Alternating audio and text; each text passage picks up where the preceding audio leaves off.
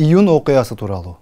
Кабарыңыз болсо 2010 жылдагы iyun окуясын кайра тыкыр иликтөө тапшырмасын президент Садыр Жапаров УКМКга тапшырган болчу. Президенттин маалымат кызматы тараткан маалыматка ылайык, iyun окуясын иликтөө иштери аягына чыгуу алдында турат. Демек, жакынкы күндөрү бул кандуу окуянын күнөөкөрлөрү мыйзам алдында жоопкерчиликке тартыла башташат.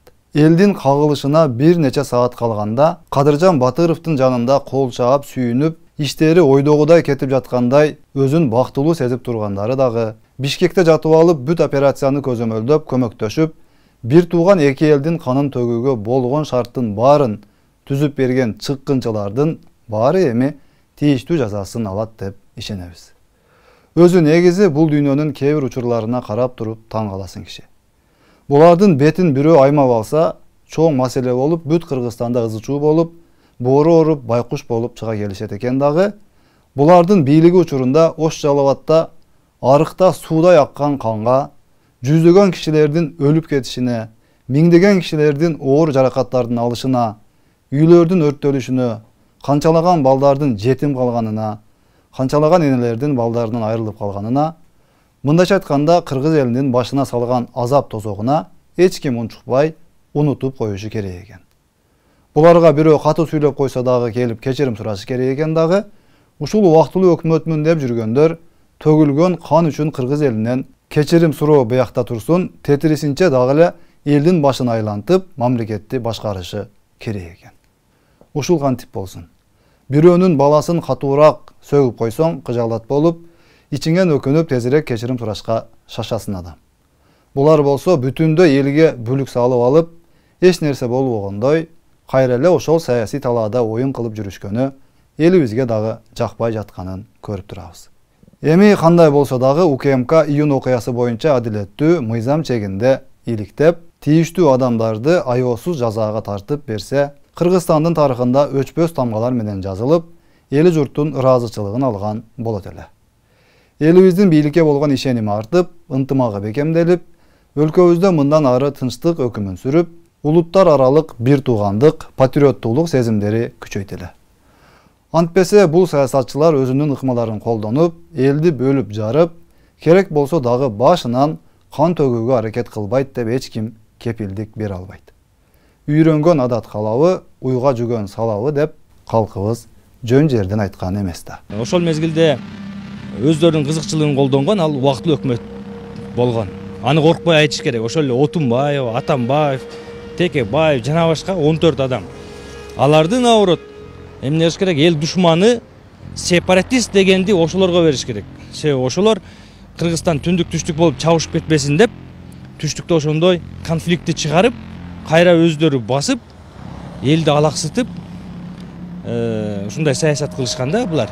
Ошол 2010 жылдын апрель окуясын, iyun окуяларынын эң негизги уюштуруучуларын, инициаторлорун азыр жоопко тартыш керек.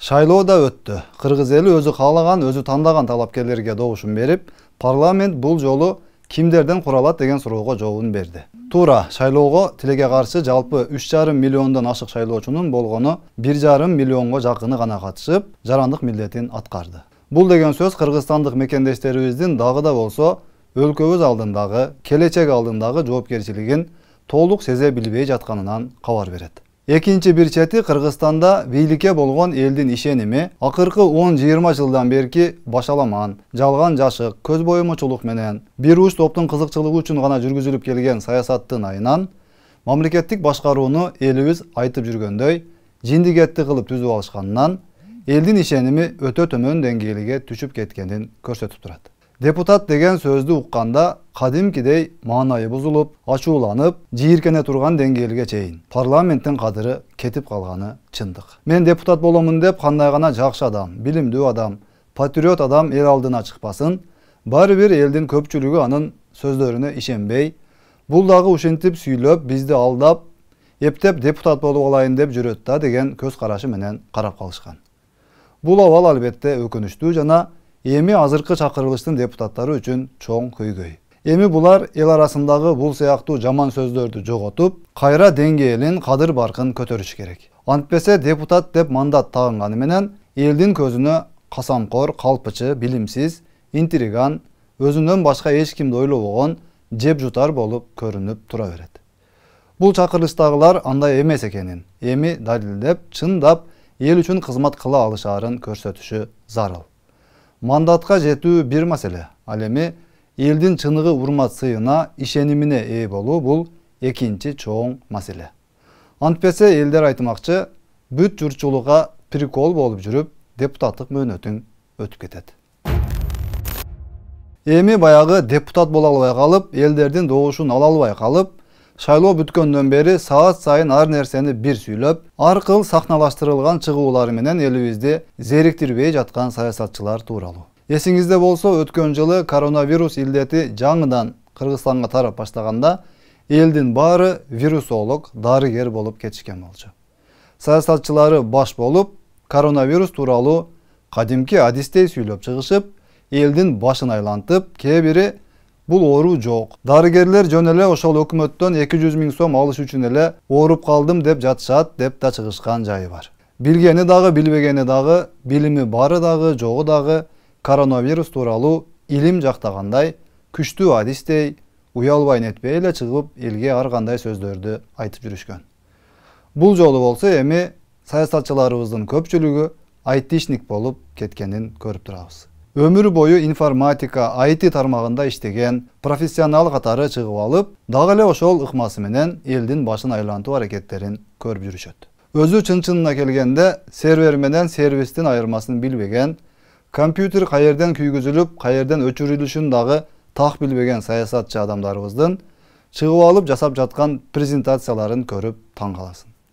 Компьютер эмес, IT тармагы эмес, колундагы телефонун кыйратып колдон албаган саясатчыларыбыз bir күндө программист болуп калышканын сиз деле байкап, өз бааңызды берген болсоңуз керек. Былтыры коронавирус боюнча адис болуп кетишкени сыяктуу эле, быйыл эми баары айтишник болуп кетишкени, биздин кээ бир саясатчыларыбыз универсал экенин, мансап, бийлик, саясат үчүн ар кандай тармакта адис болуп көрүнүүгө дайыр экенин так көрсөтүп турат.